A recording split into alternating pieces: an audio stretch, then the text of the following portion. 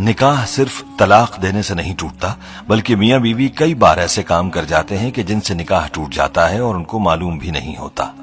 آج کی ویڈیو میں ہم آپ کو 7 ایسے کاموں کے بارے میں بتانے والے ہیں کہ جن کی وجہ سے نکاح خود بخود ٹوٹ جاتا ہے۔ ان کاموں کے بارے میں ہر شادی شدہ مرد اور عورت کو معلوم ہونا چاہیے تاکہ وہ ان کاموں سے دور رہ کر اپنے نکاح کو محفوظ رکھ سکیں۔ یہ کام ایسے ہیں کہ جن کی وجہ سے طلاق دیے بغیر ہی نکاح ٹوٹ جاتا ہے، اس لیے ہر شادی شدہ مرد اور عورت کو ان کاموں کے بارے میں معلوم ہونا چاہیے، کیونکہ ان کاموں سے میاں بیوی کا رشتہ ختم ہو جاتا ہے اور وہ ایک دوسرے کے لیے ایسے ہی حرام ہو جاتے ہیں جیسے طلاق دینے سے۔ یہ ویڈیو ہر شادی شدہ مرد عورت کے لیے بہت ہی خاص ہے، لہٰذا اس ویڈیو کو آخر تک ضرور دیکھیے گا۔ ویڈیو میں آگے بڑھنے سے پہلے آپ سے گزارش ہے کہ اگر آپ نے ہمارا چینل سبسکرائب نہیں کیا ہوا تو ابھی ہمارے چینل کو سبسکرائب کریں اور ساتھ موجود بیل آئیکن کو بھی کلک کریں تاکہ ہماری آئندہ ویڈیوز کا نوٹیفیکیشن آپ کو ملتا رہے۔ ویڈیو کو لائک اور شیئر کریں اور ہماری تمام بہنوں اور بھائیوں سے گزارش ہے کہ درود پاک کی برکت سے ہونے والی دعا میں شامل ہونے کے لیے اپنا نام کامنٹ سیکشن میں ضرور لکھیں اور ہماری درود پاک کی محفل کا حصہ بنیں۔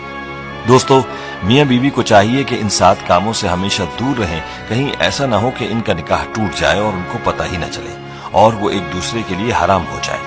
یاد رہے کہ نکاح اللہ کا حکم اور نبی پاک صلی اللہ علیہ وآلہ وسلم کی اہم سنت ہے۔ نکاح کی اہمیت پر بھی ہم بات کریں گے، لیکن پہلے آپ کو ان 7 کاموں کے بارے میں بتاتے ہیں کہ جن سے نکاح بغیر طلاق ہی کے ٹوٹ جاتا ہے، مطلب یہ کہ میاں بیوی کا رشتہ اپنے آپ ہی ختم ہو جاتا ہے۔ نمبر 1، خلا لینے پر۔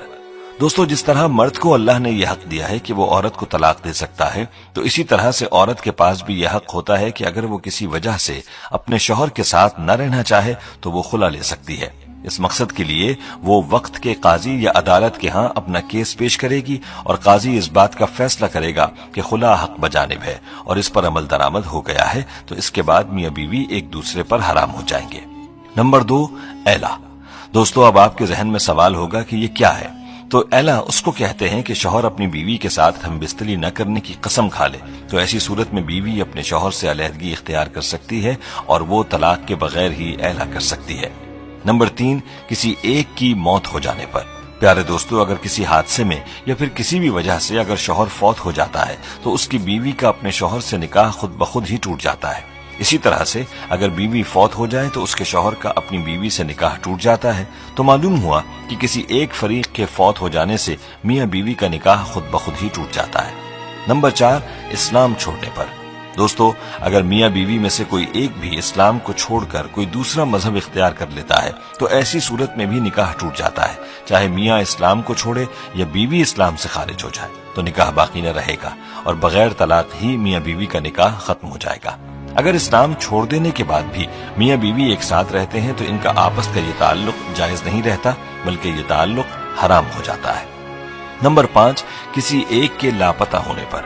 دوستو، اگر میاں یا بیوی میں سے کوئی ایک لاپتہ ہو جاتا ہے یا گھر چھوڑ چلا جاتا ہے اور اس کی کوئی خبر نہیں، تلاش کرنے کے بعد بھی اس کا پتہ نہیں چلتا اور کافی عرصہ گزر جاتا ہے تو ایسی صورت میں بھی نکاح ٹوٹ جاتا ہے۔ اب سوال یہ ہے کہ یہ کتنا عرصہ ہے؟ تو ایک روایت میں 3 سال کا ذکر ملتا ہے، یعنی میاں یا بیوی کے لاپتہ ہونے کے بعد 3 سال کا عرصہ گزر گیا اور کچھ پتہ نہ چلا تو نکاح خود بخود ہی ٹوٹ جائے گا۔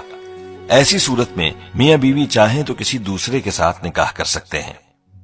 دوستو، نمبر 6 رشتوں کے حوالے سے ہے، یعنی اگر کسی مرد کا اپنی رضائی بہن سے انجانے میں نکاح ہو چکا تھا، یعنی ان کو معلوم نہ تھا کہ وہ رضائی بہن بھائی ہیں اور نکاح ہو گیا، تو اس رشتے کے معلوم ہو جانے پر یہ نکاح ختم ہو جائے گا، کیونکہ جس طرح حقیقی بہن بھائی کا نکاح نہیں ہو سکتا، اسی طرح رضائی بہن بھائی بھی نکاح نہیں کر سکتے اور انجانے میں نکاح ہونے کی صورت میں یہ نکاح اسی وقت ٹوٹ جائے گا جس وقت رشتے کے بارے میں علم ہو جائے گا۔ دوستو، نمبر 7 بھی رشتوں کے حوالے سے ہے۔ یہ بات انتہائی غور طلب ہے جو والدین اور اولاد کے رشتوں کے حوالے سے ہے۔